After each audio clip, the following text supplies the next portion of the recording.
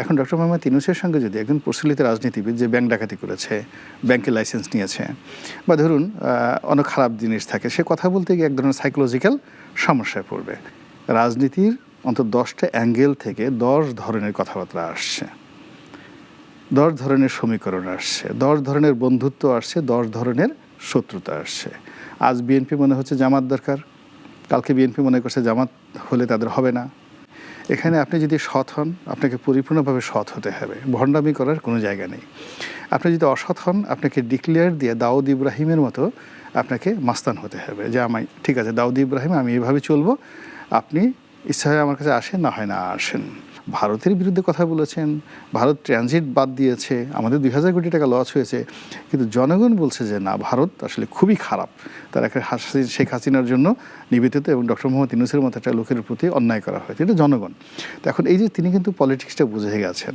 বাংলাদেশে আমরা অনেক কিছু চাচ্ছি, যারা ক্ষমতা চেয়ারে বসে আছেন তারা ওখানে বসে টের পাচ্ছেন যে আসলে এটা বাস্তবসম্মত নয়।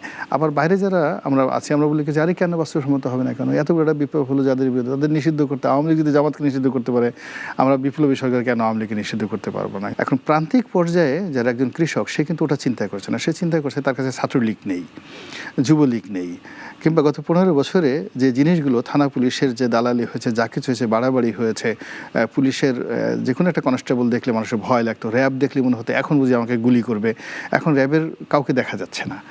এটা 18 কোটি মানুষের একটা বিশাল শ্রেণীকে এই সরকারের প্রতি কৃতজ্ঞ রেখেছে।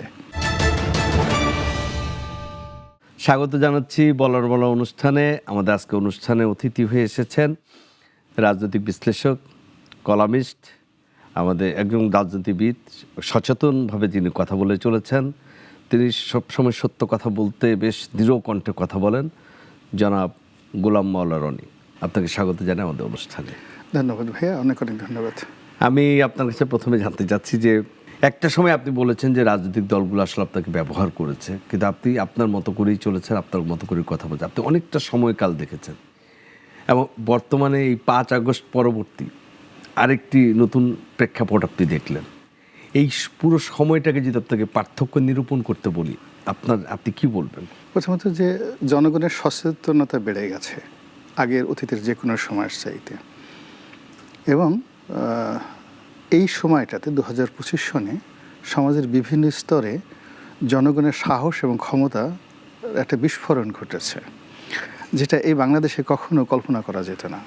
একজন পুলিশ কর্মকর্তার সামনে, সেনা কর্মকর্তার সামনে, কিংবা মন্ত্রী এমপি পদমর্যাদার যে কোনো একটা লোকের সামনে যে কোনো শ্রেণী পেশার মানুষ গিয়ে দাবি জানাতে পারে, ক্ষোভ ঝাড়তে পারে, রাগ ঝাড়তে পারে। এরকম একটা অবিস্মরণীয় দৃশ্য এই বাংলাদেশে এখন চালু হয়েছে এবং এটা সহজে বন্ধ হবে না। এটা হলো আমার কাছে একটা বিবর্তন, সামাজিক বিবর্তন। এখানে আপনি যদি সৎ হন, আপনাকে পরিপূর্ণভাবে সৎ হতে হবে, ভণ্ডামি করার কোনো জায়গা নেই। আপনি যদি অসৎ হন, আপনাকে ডিক্লেয়ার দিয়ে দাউদ ইব্রাহিমের মতো আপনাকে মাস্তান হতে হবে যে আমি ঠিক আছে দাউদ ইব্রাহিম, আমি এভাবে চলবো, আপনি ইচ্ছা হয় আমার কাছে আসেন, না হয় না আসেন।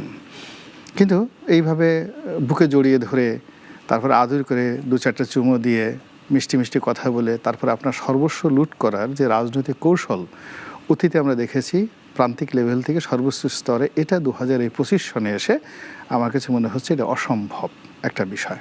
এই গত 7 মাসে যেটা দেখলাম যে প্রতিটি মানুষই যার যার অবস্থান থেকে সেটা বুঝে গেছে যে আমাকে যদি বেঁচে থাকতে হয়, করতে হয়, তাহলে নিজের যোগ্যতা বলে বেঁচে থাকতে হবে, করতে হবে, কেউ আমাকে দেবে না। কোনো অপরচুনিটি আমার জন্য কেউ ডালা সাজিয়ে বসে নেই, আমাকে নিজের মতো করে করতে হবে। নিজের পায়ে দাঁড়ানোর যে একটা উইল ফোর্স গড়ে উঠছে একটা জাতির, এটা যারা নেতা তাদের জন্য একটা ভয়ঙ্কর পরীক্ষা। যাদের যোগ্যতা কম, অভিজ্ঞতা কম, ধড়িবাজ, চরিত্রহীন, তারপর শেষে মানুষের টাকায় চলে, দুর্নীতির টাকায় চলে, এই সমস্ত লোক রাজনীতির ময়দানে এসে 10 মিনিট ঠিকমতো চলতে পারবে বলে আমার কাছে মনে হচ্ছে না। এই পরিবর্তন আমি দেখতে পাচ্ছি এই সময়টাতে, যেটা অতীতে ছিল না। আওয়ামী লীগের রাজনীতি ছাড়ার পরে আপনি যে তখন যেভাবে কথা বলতেন আর ঠিক 5 আগস্টের পরে যে কথাগুলো বলছেন, মানে তখন কি বেশি স্বাধীনতা পেয়েছিলেন নাকি এখন বেশি স্বাধীনতা পাচ্ছেন? আমার স্বাধীনতা সবসময় ছিল, মানে আমি এটা কোনো তুলনামূলক করতে চাই না। মানে আমি মূলত মিডিয়াতে আসা শুরু করি অ্যাজ এ পাবলিক ফিগার হিসাবে 2009 সন থেকে। তো এটার ধারাবাহিকতা চলছে এবং কখনই আমার কোনো কর্মে আমি চিন্তা চেতনায় কর্মে কোনো বাধা পাইনি 2009 থেকে আজ অবধি। তবে এটা যেটা হলো যে অভিজ্ঞতার কারণে। আপামর কি রনি ভাই আপনি মনে করেন যে মত প্রকাশের স্বাধীনতা এখন বেড়েছে না কমেছে? আমি এটা চিন্তা করতে পারছি না, বিকজ আমার তো নিজের কোনো সমস্যা আমি দেখছি না। আমার তো ব্যবসায় সমস্যা, আমাদের গণমাধ্যম, আমাদের না, সংবাদপত্র দেখে কি সমালোচনা মনে হয়? করতে চাচ্ছি না। আমার কাছে মনে হচ্ছে যে এটা একান্ত ব্যক্তিগত ব্যাপার। আমি ক্ষমতা একদম কাছাকাছি থেকেছি, ক্ষমতার একেবারে পুরো রিভার্সে চলে গেছি। একেবারে ক্ষমতার প্রধান ব্যক্তির সবচেয়ে প্রিয় ভাজনদের মধ্যে ছিলাম, আবার সবচেয়ে ঘৃণিত ব্যক্তি তার ক্রোধের মধ্যে ছিলাম।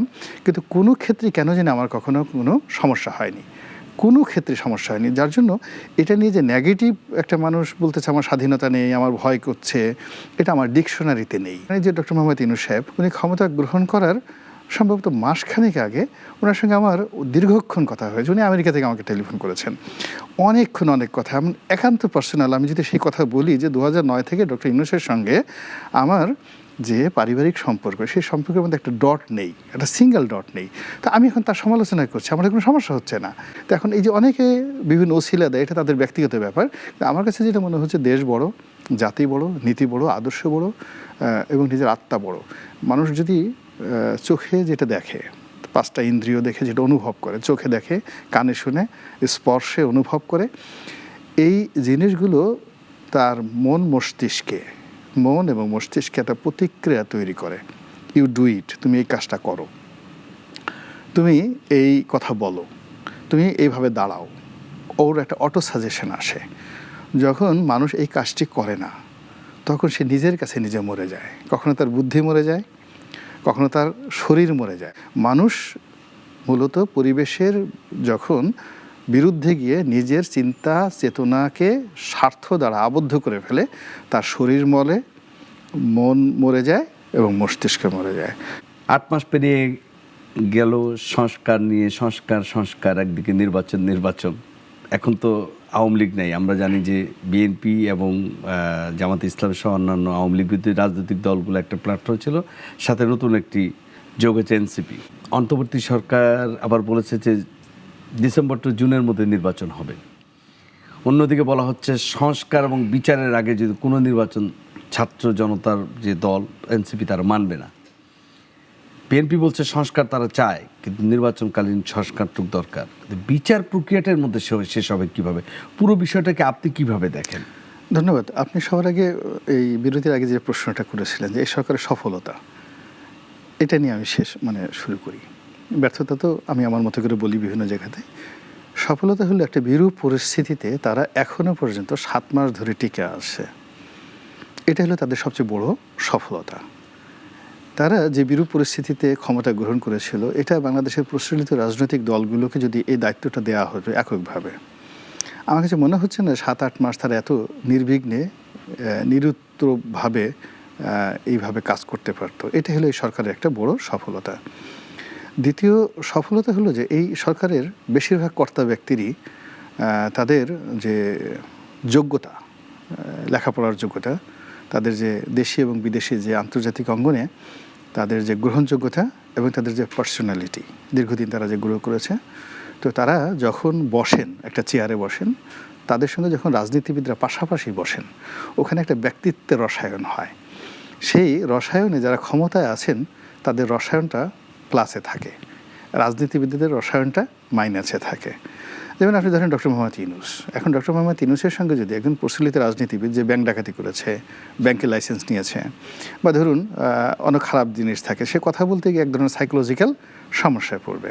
আবার ধরুন ডক্টর আসিফ নজরুলের সাথে যদি কেউ বসেন, তো বসতে গিয়ে আরেকটা রাজনীতিবিদ দেখা গেল সে সংবিধানই জানে না, লেখাপড়া জানে না, সর্বনাম কাকে বলে, ভার্ব কাকে বলে, তার ওই ব্যাপারে না। সে আসিফ নজরুলের সঙ্গে কথা বলতে যাওয়ার আগে এক ধরনের একটা সাইকোলজিক্যাল প্রবলেমে।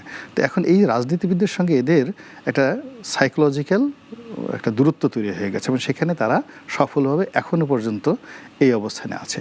3 নম্বরের সফলতা হলো যে রাজনীতিবিদরা যত কথাই বলুক না কেন, জনগণ গত 15 বছরের তাদের যে দুর্বিষহ অভিজ্ঞতা, সেই অভিজ্ঞতার ক্ষেত্রে এখনও সরকারের ব্যাপারে ধৈর্য হারা হয়নি। আমরা যারা সমালোচনা করছি, আমরা কিছু অশনির সংকেত দেখতে পাচ্ছি অ্যাজ এ হোল, মানে কান্ট্রির জন্য, দেশের জন্য, কূটনীতির জন্য, অর্থনীতির জন্য। এখন প্রান্তিক পর্যায়ে যারা একজন কৃষক, সে কিন্তু ওটা চিন্তা করছে না। সে চিন্তা করছে তার কাছে ছাত্রলীগ নেই, যুবলীগ নেই, কিংবা গত 15 বছরে যে জিনিসগুলো, থানা পুলিশের যে দালালি হয়েছে, যা কিছু হয়েছে, বাড়াবাড়ি হয়েছে, পুলিশের যে কোনো একটা কনস্টেবল দেখলে মানুষের ভয় লাগতো, র্যাব দেখলে মনে হতো এখন বুঝি আমাকে গুলি করবে। এখন র্যাবের কাউকে দেখা যাচ্ছে না। এটা 18 কোটি মানুষের একটা বিশাল শ্রেণীকে এই সরকারের প্রতি কৃতজ্ঞ রেখেছে, এবং তারা কিন্তু মানে রেসপন্ড করছে না। মানে রাজনীতিবিদরা যত কথাই বলুক না কেন, জনগণ কিন্তু এখন পর্যন্ত রেসপন্ড করছে না। সো এটা হলো তাদের সফলতা আমার কাছে। এখন সরকার যে কথাগুলো বলছে নির্বাচন নিয়ে, সংস্কার নিয়ে, এটা মুখে উচ্চারণ করার আগে এই যে সাইকোলজি অনুযায়ী তাদের একটা বিরাট পরিকল্পনা আছে।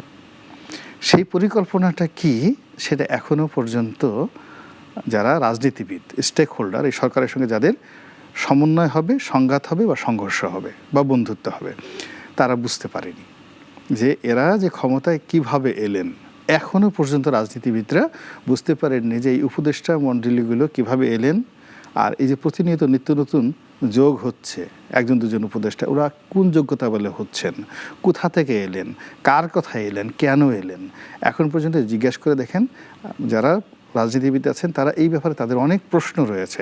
তারা দে আর নট মানে কমফোর্টেবল, এবং তারা শিওর না যে আমি এখানে লিখে দিতে পারি খলিলুর রহমান সাহেবের কথা অমুকে রিকমেন্ড করেছেন এবং তিনি এই কাজে আসছেন এবং ভালো মন্দ, এই কথাটা বলতে পারবেন না। কিংবা আসিফ নজরুল কীভাবে নিয়োগ লাভ করলেন, নাহিদ কীভাবে নিয়োগ লাভ করলেন, সার্জিস কীভাবে নেতা হয়ে গেলেন, বা এখন হাসনাত কীভাবে চলছে, তাকে কেন লোক এত প্রিভিলেজ দিচ্ছে, মাসুদ কী করে গাড়ি পেল, এই জিনিসগুলো রাজনীতিবিদরা জানেন না। তথ্যের একটা ঘাটতি রয়েছে, কিন্তু জিনিসগুলো হচ্ছে এমনভাবে হচ্ছে যেটা রাজনীতিবিদরা এত অল্প সময় অতীতে এই বয়সে এত অল্প সময় এই সুযোগ সুবিধাগুলো কখনো তারা কল্পনাও করতে পারেনি। এই জন্য তারা খুব বিস্ময়, এবং যেখানে অজানা থাকে, যেখানে বিস্ময় থাকে, সেখানে একটা ভয় তৈরি হয়। এখন এই সরকারের যে কর্মকাণ্ড, তাদের চিন্তা চেতনা, তাদের পলিসি, তারা কি করতে চাচ্ছে, তারা আসলে কি ডিসেম্বরে নির্বাচন দেবে নাকি জুনে দেবে, নাকি এভাবে 6-7 বছর তারা কাটাবে, নাকি এই যে 5 বছর ডক্টর মোহাম্মদ ইউনূসকে রেখে দিতে হবে, এই দাবি তো 3 মাস আগে ছিল না, 2 মাস আগে ছিল না, হঠাৎ কেন এটা আসলো, আবার এটা নিয়ে তাকে ক্ষমতায় রাখতে হবে, মানুষ নাকি অনশনও করছে। তো এখন এই বিষয়গুলো রাজনীতিবিদদের কাছে একটা বিস্ময়। আকাশে যেভাবে ভরা পূর্ণিমার চাঁদ উঠে এবং একটা শিশু যখন প্রথমে চাঁদ দেখে, সে যখন আকাশের দিকে তাকিয়ে থাকে, চাঁদের দিকে তাকিয়ে থাকে, এখন রাজনীতিবিদরা এই যে ডক্টর মোহাম্মদ ইউনূস এবং সরকারের দিকে বিস্ময়ে তাকিয়ে আছে যে এ চাঁদ কোত্থেকে এলো, এ আলো তো আমরা কখনো দেখিনি, এ পলিসি, এ আলোর ওয়েব, একদিকে চাঁদের আলো, আরেকদিকে বসন্তের কোকিলের ডাক, আরেকদিকে বসন্তের বাতাস, গাছে গাছে ফুল ফুটছে, পাখি ডাকছে, এখন আমি কি করব? এখন আমি কি গান গাইবো, কীর্তন গাইবো, নাকি ওয়াজ করব? এই জিনিসটা রাজনীতিবিদরা বুঝতে পারছে না। ফলে আপনি দেখবেন যে অলমোস্ট এভরিডে, প্রতিদিনই রাজনীতির অন্তত 10টা অ্যাঙ্গেল থেকে 10 ধরনের কথাবার্তা আসছে, 10 ধরনের সমীকরণ আসছে, 10 ধরনের বন্ধুত্ব আসছে, 10 ধরনের শত্রুতা আসছে। আজ বিএনপি মনে হচ্ছে জামাত দরকার, কালকে বিএনপি মনে করছে জামাত হলে তাদের হবে না।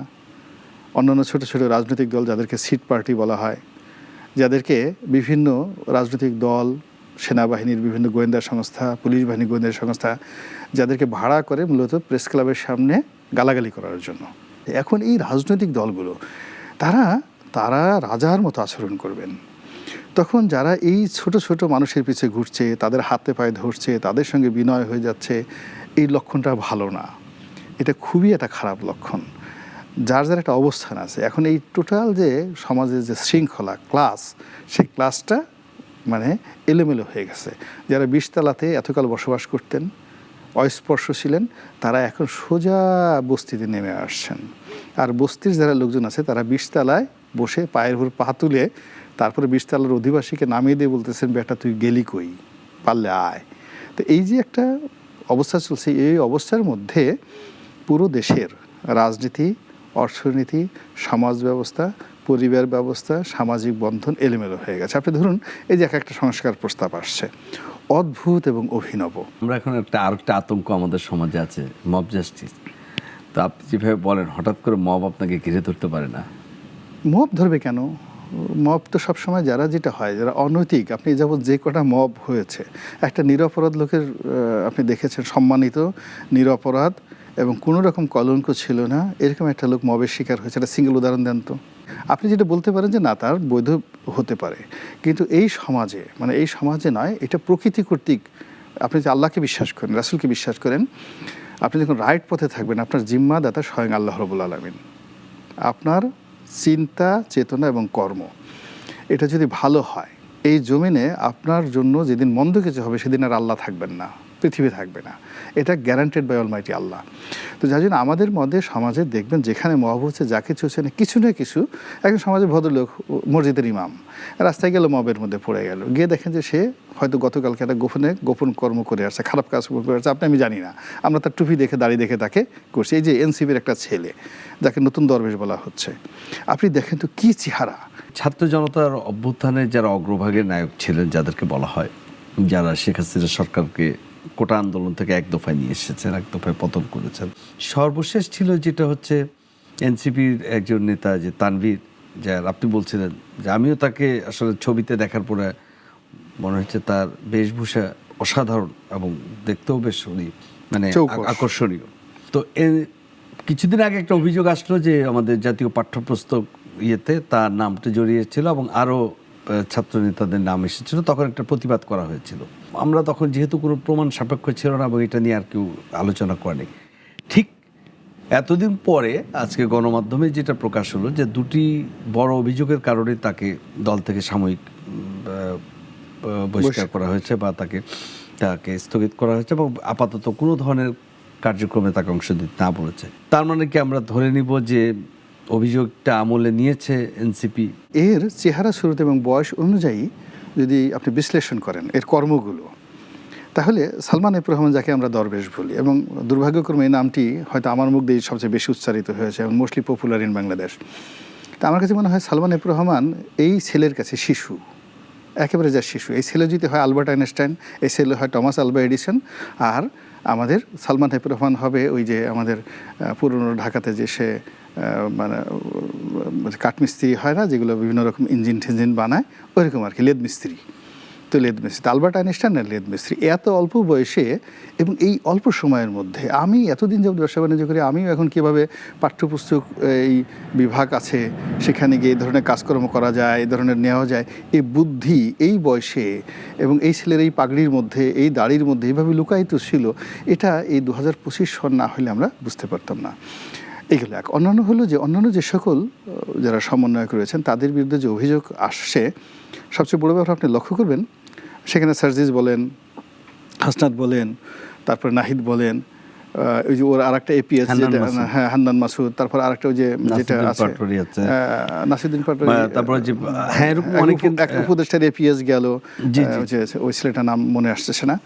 তো এখন এরা মানে এদের বিরুদ্ধে যে অভিযোগগুলো আসছে, ফার্স্ট থিং হলো অভিযোগ কিন্তু জাহাঙ্গীর কবির নানকের বিরুদ্ধে ছিল, কিন্তু আমরা কথা বলতে পারিনি, কিন্তু এদের বিরুদ্ধে আমরা কথাগুলো বলছি এবং তারা রেসপন্ড করতে বাধ্য হচ্ছে। অর্থাৎ যখনই সেটা সোশ্যাল মিডিয়াতে আসছে, ফেসবুকে আসছে, আপনি আমি কথা বলছি, তাদেরকে জবাবদিহি করতে হচ্ছে। এটা হলো পরিবর্তন।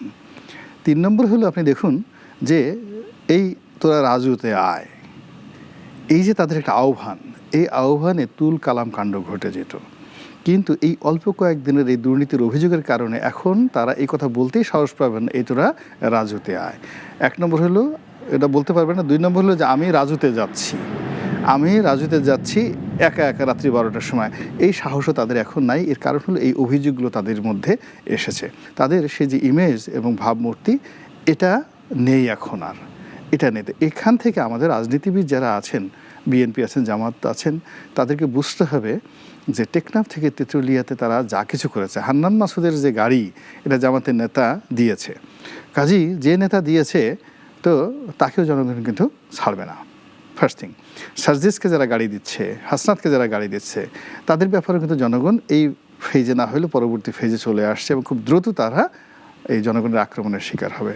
2 নম্বর হলো যে এই পার্টিটার যে ভবিষ্যৎটা, ফার্স্ট থিং হলো শেষ। বাংলাদেশের অন্যান্য ছোট ছোট যে সকল সংগঠন আছে, এরকম একটা সংগঠনের মতো হয়তো তারা থাকবে, কিন্তু এই সংগঠনের কোনো রাজনৈতিক বিস্তৃতি বা পরিবর্তন, এটা আমার কাছে মনে হচ্ছে যে বিজ্ঞান অনুযায়ী, রাজনীতির বিজ্ঞান অনুযায়ী কোনো ধারাবাহিকতার মধ্যে ধারাপাতের মধ্যে পড়ে না।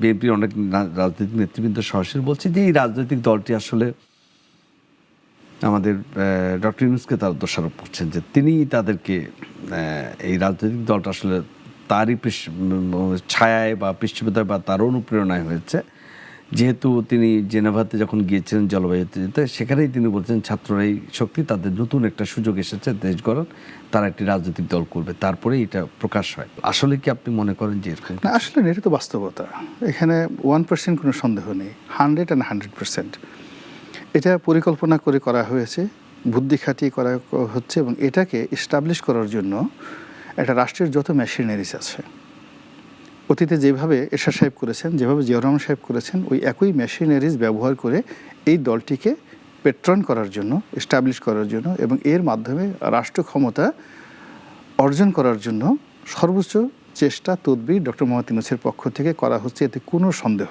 নাই। এগুলো এক। 2 নম্বর হলো যে কাজটাকে তিনি অন্যায় করেছেন, আমি বলবো যে না, এর কারণ হলো অতীতে তো এই কাজ সবাই করেছেন। 3 নম্বর হলো তিনি পারবেন কি পারবেন না এটা সময় বলে দিবে। তো কার জন্য এটা নিয়ে তো কোনো লুকোচুরি করার ব্যাপার নাই। এখন আমার বাপ যেটা করেছে, দাদা যেটা করেছে, আমিও সেটা করবো, ওটা অসুবিধাটা কি? তো তিনি তার গতানুগতিক কাজ করছেন, তিনি যদি সফল হন তাহলে সবাই বলবে যে না, এও তো জিয়াউর রহমান সাহেবের চেয়ে সফল মানুষ। তিনি যদি সফল হন তাহলে এরশাদ সাহেবের সঙ্গে তার তুলনা করা হবে। আর যদি তিনি ব্যর্থ হন তাহলে তাকে এই মঈনুদ্দিন ফখরুদ্দিনের মতো পরিণতি ভোগ করতে হবে। এখন তিনি তো একটা ঝুঁকির মধ্যে আছেন, একটা ঝুঁকি নিয়েছেন, এবং তিনি যে এই জায়গাতে গিয়েছেন, ওই জায়গাতে আপনাকে বসাই দিলে আপনিও এই ঝুঁকিটাই নিতেন। ওখানে যদি বিএনপিকে বসাই দেওয়া হতো, বিএনপিও সেই ঝুঁকিটাই নিত।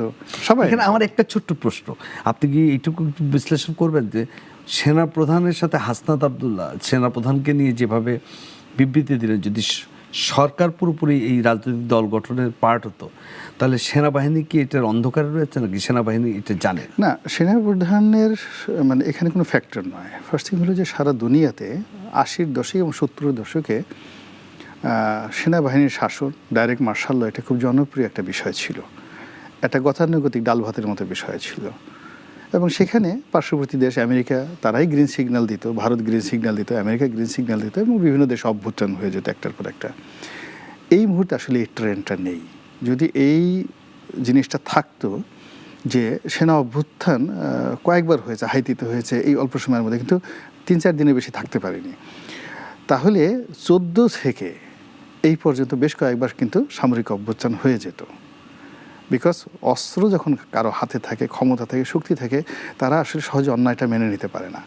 তো 2014 সনে যে নির্বাচনটা হয়েছে, 18-তে হয়েছে, 24 হয়েছে, এই জিনিসটা সেনাবাহিনী 99.99%ই কর্মকর্তা যারা এটা মেনে নিতে পারেননি, যারা ক্যান্টনমেন্টে ছিলেন, তারা পুলিশের মতো এতটা সুবিধাভোগী ছিলেন না। কিন্তু যেহেতু সারা বিশ্ব এই জিনিসটাকে, তাকে তো পৃথিবী চালাতে হবে, তো ওইটা হয়নি। 2 নম্বর হলো যে সামহাও তারা রেজিমের সঙ্গে, আওয়ামী লীগের সঙ্গে তাদের সিনিয়র যারা ম্যানেজমেন্ট, অনেকের সাথে একটা সম্পর্ক অ্যাডাপশন হয়ে গেছিলো, ফলে মোরালি সেনাবাহিনী কিন্তু আগস্ট মাসে দুর্বল অবস্থানে ছিল এবং এখন পর্যন্ত আছে। ফলে এই দুটো অবস্থার কারণে আগস্ট মাসের 5 তারিখ আমরা যেটা বলি, জেনারেল ওয়াকারুজ্জামান চাইলেও তিনি ক্ষমতা নিতে পারতেন না। ওখানে সমস্যা ছিল, অনেকগুলো সমস্যা ছিল। এখন যেটা হচ্ছে যে সেনাবাহিনী যেহেতু একটা সবচেয়ে শৃঙ্খলাবদ্ধ বাহিনী, তার একটা ক্ষমতা রয়েছে, সব দেশেই তাদের একটা প্রভাব রয়েছে, এমনকি ভারতেও রয়েছে, আমেরিকাতেও রয়েছে, বাংলাদেশে আছে। কিন্তু ওই যে আমি বললাম যে ডক্টর মোহাম্মদ ইউনূস তো আন্তর্জাতিক খেলোয়াড়, তিনি এই জিনিসটিতে ভারসাম্য আনার জন্য দেখেন তিনি পাগলের মতো ছুটে বেড়াচ্ছেন। অনেক ক্ষেত্রে তার যাওয়ার দরকার নেই, কিন্তু তিনি যাচ্ছেন। অনেক কাজ তার করার দরকার নেই, তিনি করছেন। অনেক ইন্টারভিউ তার দেওয়ার দরকার নেই, তিনি ইন্টারভিউ দিচ্ছেন। অনেকগুলো ঝামেলা তার করার দরকার নেই, তিনি ভারতের সাথে যে ঝামেলাগুলো করছেন তাতে রাষ্ট্রের অনেক ক্ষতি হচ্ছে। কিন্তু তিনি পপুলারিটি, সেই জিনিসটা কিন্তু তিনি নিয়ে নিয়েছেন। অর্থাৎ ভারতের বিরুদ্ধে কথা বলেছেন, ভারত ট্রানজিট বাদ দিয়েছে, আমাদের 2000 কোটি টাকা লস হয়েছে, কিন্তু জনগণ বলছে যে না, ভারত আসলে খুবই খারাপ, তারা একটা শেখ হাসিনার জন্য নিবেদিত এবং ডক্টর মোহাম্মদ ইউনূসের মতো একটা লোকের প্রতি অন্যায় করা হয়েছে, এটা জনগণ। তো এখন এই যে তিনি কিন্তু পলিটিক্সটা বুঝে গেছেন এবং রাজনীতির ময়দানে এমন সব চাল দিচ্ছেন যে চালগুলো সেনাবাহিনীর জন্য, ওয়াকারুজ্জামানের জন্য। আমার যেটা প্রশ্ন ছিল একটু, যে সরকার যদি এনসিপি মানে জাতীয় নাগরিক পার্টিকে যদি ছায়া থেকে যদি তারা অনুপ্রেরণা দিয়ে এটা করে থাকে, তাহলে সেনাবাহিনী তো সরকার একটা বড় অর্গান, বিশেষ করে এই সরকারের, তা সেনাবাহিনী কি এই কোনোভাবে আপনার মনে হয় এনসিপি গঠনের উদ্যোগী আছে? যদি তাই থাকতো তাহলে আমার প্রশ্ন ছিল, সেনাপ্রধান ওয়াকারকে নিয়ে হাসনাত এই ধরনের বিবৃতি না, এটার মূল ব্যাপার হলো আপনাকে সেনাবাহিনীর গোয়েন্দা সংস্থা দুটো বিষয় দেখবেন, যেমন এনএসআই এবং ডিজিএফআই, এই দুটো প্রতিষ্ঠান কিন্তু সেনাপ্রধানের অধীন নয়, অধীনে নয়, কিন্তু হ্যাঁ অধীনে নয়, এবং তাদের প্রভাবমুক্ত তারা সরাসরি প্রধান উপদেষ্টা বা প্রধানমন্ত্রী রিপোর্ট করেন এবং তার অধীন, তাদের বাজেটও আলাদা যায়। ফলে সাধারণত রাজনৈতিক দল গঠন থেকে শুরু করে যা কিছু এটার সঙ্গে ডিজিএফআই জড়িত থাকে, এনএসআই জড়িত থাকে, এবং তাদেরকে লজিস্টিক সাপোর্ট দেয় পুলিশ। আর সেনা প্রধান এবং 3 বাহিনী প্রধান তাদের আলাদা আলাদা আবার গোয়েন্দা ইউনিট রয়েছে, সেটা শুধুমাত্র ইন্টার বাহিনীর মধ্যে। ফলে এখানে যারা সেনাবাহিনীর যে অংশটি, যে বিভাগটি, গোয়েন্দা সংস্থার যে বিভাগটি এইরকম রাজনৈতিক দল গঠনে কাজ করছে, তাদের সঙ্গে আসলে সেনা প্রধানের ওইরকম সংযোগ নেই। ফলে সেনাবাহিনী প্রধান বা সেনাবাহিনী এই রাষ্ট্র গঠনের সাথে বাধ্য, অনুগত, সরকারের সব কথা পালন করবে, নট লাইক দ্যাট। এগুলো একটা। 2 নম্বর হলো বাংলাদেশের সিকিউরিটি রিজনে, শুধু না সারা দুনিয়াতে সিকিউরিটি রিজনে এমন কিছু বিষয় রয়েছে যেগুলো সাধারণত মানে রাষ্ট্রপ্রধান, প্রেসিডেন্টকে জানানো হয় না। এমন কিছু বিষয় রয়েছে যে বিষয়গুলো প্রফেশনের বাইরে গিয়ে, মানে সেনাবাহিনীর কর্মকর্তা ছাড়া বাইরে প্রধানমন্ত্রীকেও জানানো হয় না। দেয়ার আর সাম সিক্রেট ম্যাটার্স। তো যার জন্য তাদের সব কিছুর ঊর্ধ্বে একটা স্বতন্ত্র বৈশিষ্ট্য রয়েছে। তো এখন যেহেতু দেশটা একটা বললাম না একটা টার্মাইল অবস্থার মধ্যে রয়েছে, এখানে অনেকগুলো পাওয়ার ফ্যাক্টর সংঘর্ষ হচ্ছে। রাজনৈতিক দলগুলো, এনসিপি মানে কিংস পার্টি, তারপরে সচিবালয় বনাম পুলিশ হেডকোয়ার্টার বনাম ডিবি অফিস বনাম মেট্রোপলিটন পুলিশ কমিশনার অফিস, সেখান থেকে বনাম সেনা সদর থেকে শুরু করে যে সকল রেজিমেন্টগুলো রয়েছে, সেনাবাহিনীর রেজিমেন্টগুলো রয়েছে। এখন চট্টগ্রাম রেজিমেন্ট যেভাবে কাজ করছে, আপনি কক্সবাজার রেজিমেন্টের সঙ্গে তার ডিফারেন্স আছে। আবার বরিশাল রেজিমেন্ট যেভাবে কাজ করছে, সিলেট রেজিমেন্ট সেভাবে কাজ করছে না। এখন বাংলাদেশে টোটাল ধরেন কয়টা রেজিমেন্ট আছে, সব রেজিমেন্ট কি প্রধানের কথা মতো একেবারে টু দি পয়েন্ট রয়ে গেছে? এর মধ্যে কি ডক্টর মোহাম্মদ ইউনূসের 2-4 জন ভক্ত নেই? এর মধ্যে কি জামাতের ভক্ত নেই, বিএনপির ভক্ত নেই? ফলে ওখানেও তো একটা অবস্থা রয়েছে। এই বাস্তবতার প্রেক্ষিতে আমরা অনেক কিছু দেখছি, বলছি, কিন্তু হিসাব মিলাতে পারছি না। আওয়ামী লীগের সরকারের পতনের পর আজকে এসে যখন বিএনপির সাথে যেই ছাত্রদের যে একটা বিরাট দূরত্ব তৈরি হয়ে গেল, এবং ছাত্ররা যেভাবে ছাত্র নেতৃবৃন্দ কথা বলছে, এবং বিএনপিও যেভাবে ছাত্র নেতৃবৃন্দের কথা বলছে, এইটা কি আপনি মনে করেন? কেউ কেউ বলছে যে প্রতিটি সরকার আওয়ামী লীগ আবার এই সুযোগেই কোনো এক সময় ঘুরে দাঁড়াবে। আসলে প্রেক্ষাপটটা কিভাবে দেখেন, এটি আপনার কাছে জানতে চাই। প্রথমত হলো কি যে এখানে সরকারের সফলতা রাজনৈতিক দলের সফলতার উপর নির্ভর করে আওয়ামী লীগের ফিরে আসা বা না আসা। আওয়ামী লীগ ফিরে আসতে পারে, কিন্তু রাজনৈতিকভাবে পপুলার বা গ্রহণযোগ্যতা তারা পাবে না। এগুলো এক। তারা এমনকি ক্ষমতা লাভ করতে পারে, সেটা অনেকটা হামিদ কারজাইয়ের মতো হতে পারে। 3 নম্বরে যেটা হতে পারে সেটা হলো যে আওয়ামী লীগের যে লোকগুলো ঘৃণিত হয়ে গেছে, নিন্দিত হয়ে গেছে, যাদের সিল পড়ে গেছে দুর্নীতিবাজ হিসেবে, যারা জেলে গিয়ে যাদের পিটমোড়া করে যাদেরকে বেঁধে ফেলা হয়েছে, যাদের শিকল পরানো হয়েছে, এই লোকগুলো বাংলাদেশের রাজনীতিতে আর আপনি কখনো দেখতে পাবেন না। এটা আপনি লিখে রাখতে পারেন। এটা হলো একেবারে নর্মাল ম্যাথমেটিক্স, যে বড় বৃক্ষ যদি পতন হয়, ওটা আর কখনো দাঁড় করানো যায় না, ছোটো ছোটো দুব্বা গাছ লাগানো যায়।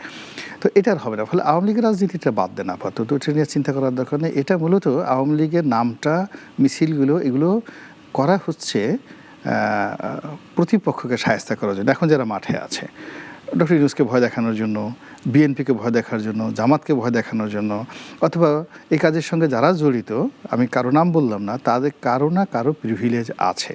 এই যে ঝটিকা মিছিলগুলো যেগুলো হচ্ছে, তো ওখানে ধরেন শেখ হাসিনা যে কথাগুলো বলছে, বাইরে থেকে যে সকল আওয়ামী লীগের নেতৃবৃন্দ কথাগুলো বলছে, ওগুলো বিচ্ছিন্ন ঘটনা। কিন্তু দেশের মধ্যে যে মিছিল টিছিল হচ্ছে বা দেশের মধ্যে রাজনীতি যেটা সমীকরণ হচ্ছে, আওয়ামী লীগের রাজনীতি, এর পেছনে একটা পক্ষের হাত আছে, এবং তারা এই কাজটা করছে মূলত তাদের প্রতিপক্ষকে শায়েস্তা করার জন্য, বাগে আনার জন্য। এটা হলো রিয়ালিটি। ফলে আওয়ামী লীগ নিয়ে চিন্তা করার দরকার নেই, বর্তমান যারা আছেন তাদেরকে নিয়ে চিন্তা করি। বর্তমানে যারা আছেন, রিয়ালিটি হলো যে 5 তারিখ পর্যন্ত তারা কেউ ক্ষমতায় যাবেন, তারপরে মন্ত্রী হবেন, এমপি হবেন, একটা নির্বাচন করবেন, এর জন্য কারোর মানসিক, শারীরিক, আর্থিক প্রস্তুতি ছিল না। None of nobody. আমি গ্যারান্টি দিই, যদি কেউ আমার সামনে এসে বলতে পারেন বিএনপির কোনো লোক, জামাতের কোনো লোক, যে আমি 5 তারিখে এমপি হব, এই ধরনের আমার একটা বাজেট ছিল, আমি এই ধরনের চিন্তাই করছি, আমি বিশ্বাস করি তার হাত ধরে তার কাছে ক্ষমা চাইব।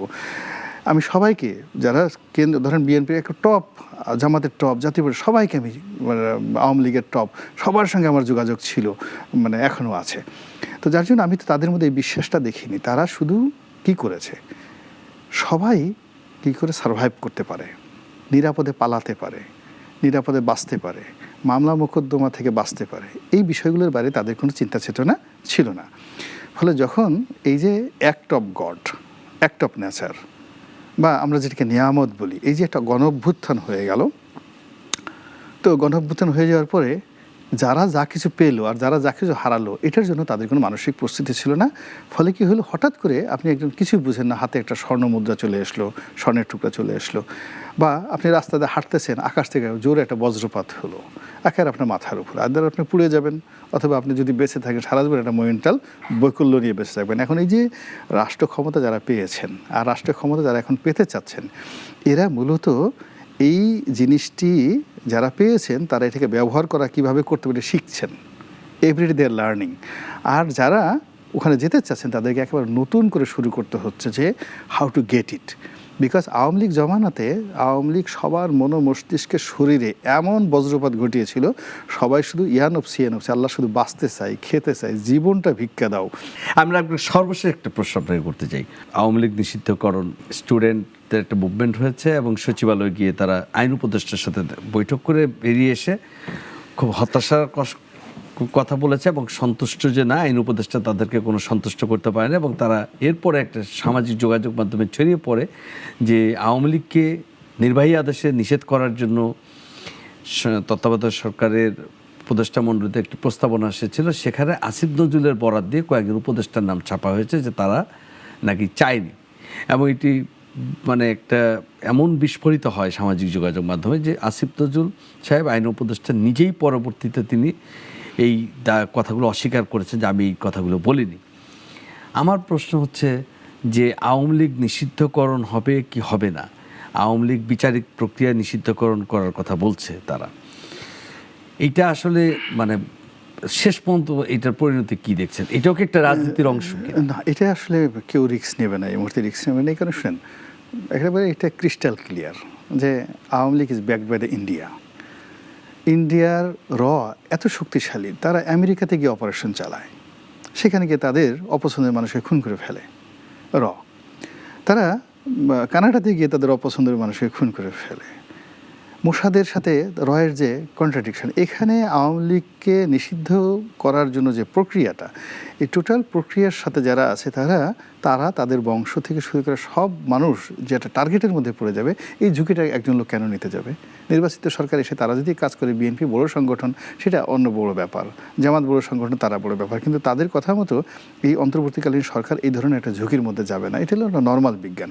দুই নম্বর হলো যে আসিফ নজরুল সাহেব যে কথাটা বলেছেন, আসিফ নজরুল এই যে প্রফেসর আমার ডিপার্টমেন্টেরই প্রফেসর, তো তিনি এই কথাটা বলেছেন, কিন্তু এই কথাটা বলে আবার স্ট্যান্ড থাকার জন্য যে ব্যাকবোন দরকার, যে তার ম্যান পাওয়ার দরকার, অস্ট্রেলিয়াতে তিনি যদি একটা গণতান্ত্রিক সরকারের প্রধান হতেন, তার প্রাইম মিনিস্টার তাকে বলতেন, তাকে অ্যাভেল করতেন, তাহলে হয়তো তিনি এই কথাটা সাস্টেন করতে পারতেন। কিন্তু এই যার জন্য তাকে যে কথা পাল্টাতে হয়েছে বেশ মোস্ট ন্যাচারাল, স্বাভাবিক। এই জন্য অন্য কে কী বললো না বলো, আগে তো সে নিজে তার পিঠের কথা চিন্তা করবে, তার গদির কথা চিন্তা করবে, তার সেফ এক্সিটের কথা চিন্তা করবে, সার্ভাইভালের কথা চিন্তা করবে। ফলে বাংলাদেশে আমরা অনেক কিছু চাচ্ছি, যারা ক্ষমতা চেয়ারে বসে আছেন তারা ওখানে বসে টের পাচ্ছেন যে আসলে এটা বাস্তবসম্মত নয়।